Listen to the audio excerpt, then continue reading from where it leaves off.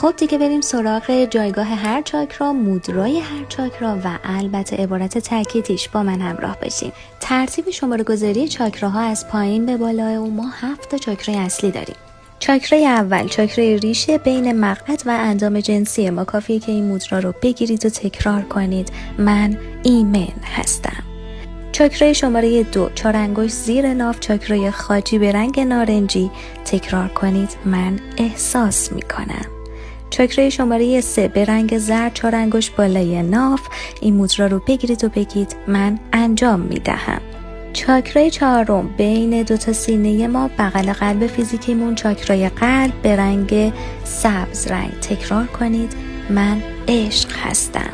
چاکرای 5 به رنگ آبی، چاکرای گلو. تکرار کنید: من به راحتی خودم را بیان می کنم. چاکرای 6 معروف به چشم سوم، واقع در غده پینال مغز. تکرار کنید: من به شهودم ایمان دارم. و اما چاکرای شماره 7 چاکرای تاجی. تکرار کنید: من